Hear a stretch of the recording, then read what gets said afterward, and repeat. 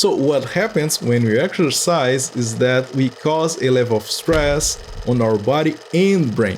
And the way our brain responds to that stress is the key. Imagine that you have been presented a formula to boost your brain. Something that will make your mind sharper and focused, your memory will be better, it will enhance your learning capacity, and will also help to balance the chemistry in your brain in a way that you will have a better mood and feel more self-confident. Well, if that formula interested you, you may be wondering, where do I get this and how much does it cost, right? Well, it doesn't actually cost that much, but you need to do something. You have to move your body. In today's video, we are going to talk about how physical activity can boost the brain, and it will be based on Dr. John Ratey's book, Spark. Hey guys, Simon Brain here and welcome to Practical Knowledge. First of all, Dr. John Ratey is a psychiatrist, and his intention in this book is to show how exercise influences our brain in a beneficial way, including several cases where physical activity contributed to the treatment of depression, anxiety, addictions, and so on. As Doctor says, the point I've tried to make that exercise is the single most powerful tool you have to optimize your brain function is based on evidence I've gathered from hundreds and hundreds of research papers, most of them publishing only within the past decade. Basically, the idea is what harms the body harms the mind, and what helps and benefits the body causes the same effect on the mind. The book's not difficult to understand, but at the same time, the author doesn't spare technical terms. So my goal here is to bring this information as simple as possible. So let's get started. First of all, physical activity helps to regulate brain chemistry. In the brain, there are three neurotransmitters in which their primary role is in adjusting the flow of information in order to fine-tune the overall balance of neurochemicals. They are serotonin, norepinephrine, and dopamine. Serotonin is often called the policeman of the brain because it helps to keep brain activity under control. It influences mood regulation, memory and learning, sleep and wake cycle, and appetite. Antidepressants, for instance, target to raise serotonin levels because they help to modify a runaway brain activity that can lead to depression, anxiety, and obsessive compulsiveness. Norepinephrine, which was the first neurotransmitter scientists studied to understand mood, often amplifies signals that influence attention, perception, and motivation. Dopamine, which is thought of as the learning reward, attention and movement neurotransmitter, takes on sometimes contradictory roles in different parts of the brain. Ritalin, for instance, uses attention deficit hyperactivity disorder, ADHD, by raising dopamine, thus calming the mind. Most of the drugs that are used to improve mental health target one or more of these three neurotransmitters. But according to the book, simply raising or lowering the level of just one neurotransmitter doesn't elicit a crisp one-to-one result because the system is so complex. The author also says that the act of manipulating just one neurotransmitter can even create a hippo effect. This is why mental disorders are difficult to cure, because they might not be triggered by just one cause, but a combination of them. And in this case, the exercise enters.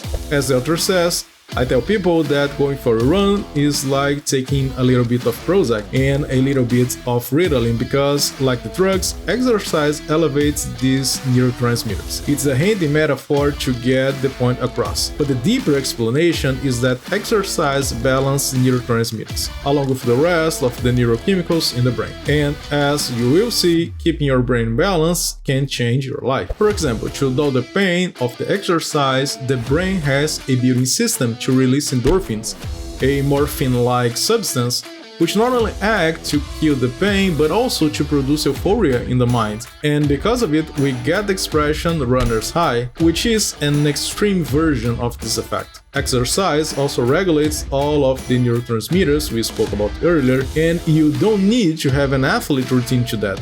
Low-intensity fat-burning exercise like walking an hour a day at between 55 and 65% of your maximum heart rate pumps up free tryptophan in the bloodstream, which is a necessary ingredient for the production of serotonin, our mood stabilizer neurotransmitter. which also influences impulse control and self-esteem either. Exercise also boosts dopamine, the reward and motivation neurotransmitter, which improves mood and feelings of wellness and jumpstarts the attention system. And if you stay on some sort of schedule, the brain cells in your motivation center will sprout new dopamine receptors.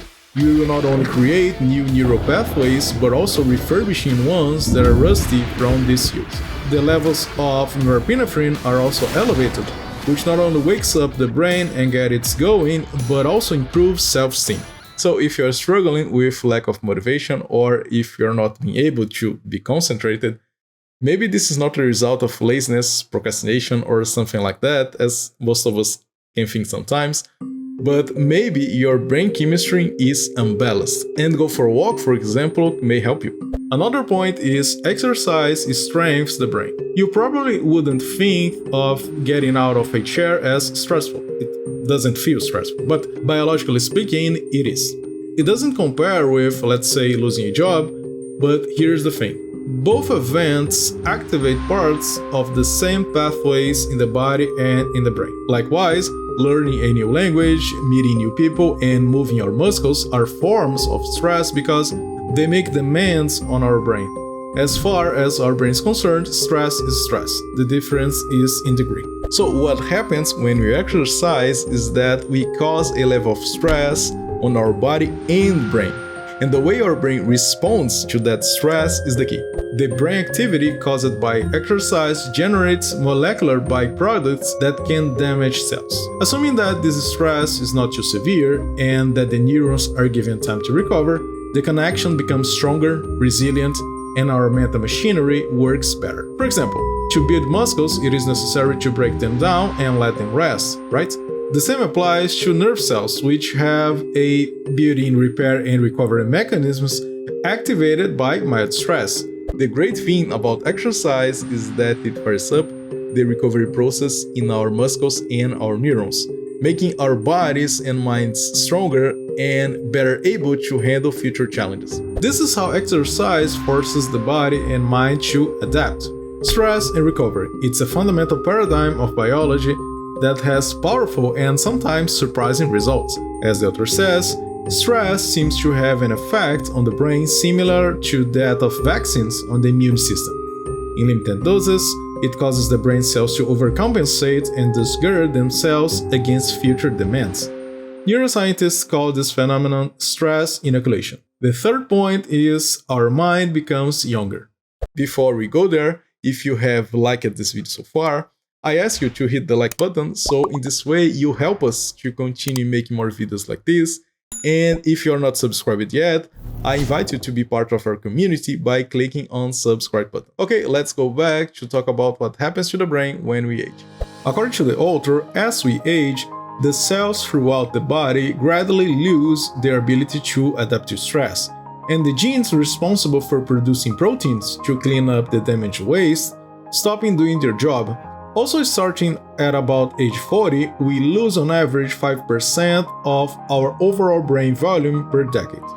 But people who have an active life can slow down the degeneration process. A team led by neuroscientist Arthur Kramer divided 59 sedentary people ranging in age from 60 to 79 into two groups that would hit the gym 3 times a week for 1 hour over the course of 6 months. Members of the control group embarked on a stretching routine, and the others walked on treadmills, starting out at 40% of their maximum heart rate and ramping up to 60 to 70%. There wasn't another variable, just fitness.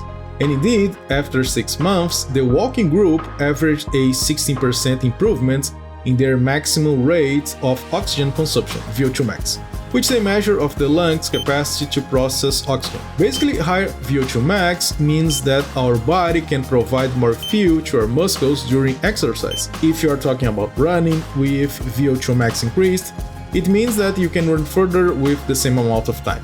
But the groundbreaking finding came from MRI scans before and after. Those with improved fitness had an increase in brain volume in the frontal and temporal lobes. Also, their brains looked as if they were 2 or 3 years younger than they were.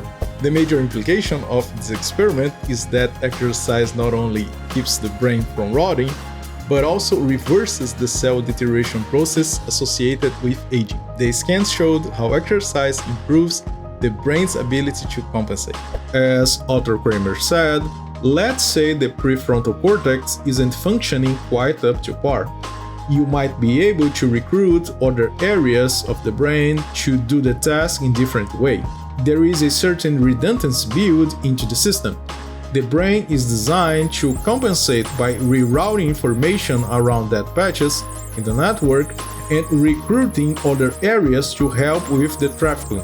It is like a GPS. When you encounter a blocked road, the route can be recalculated. Other studies show that exercise sparks connections and growth among our brain cells networks.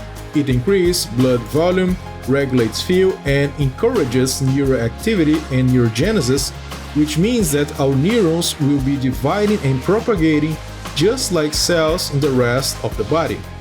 As the author says, exercise is preventive medicine as well as an antidote. Age happens. There is nothing you can do about the why, but you can definitely do something about the how and the when. And these are some of the benefits that exercise can bring to enhance our brain activity. As the author says, my hope is that everything I have laid out in these pages will encourage you to grab your gym bag instead of the remote, or spend time on the field rather than on the sidelines. From your genes to your emotions, your body and brain are dying to embrace the physical life. You are built to move. When you do, you will be on fire. The book even has a section to talk about how exercise can improve the process of learning, but we'll cover this topic in another video. For now, let me know in the commentaries which part of this video you found more interesting. You can also share this video with the people you think it can be useful, and I'll leave it with this video for you to know more about our channel.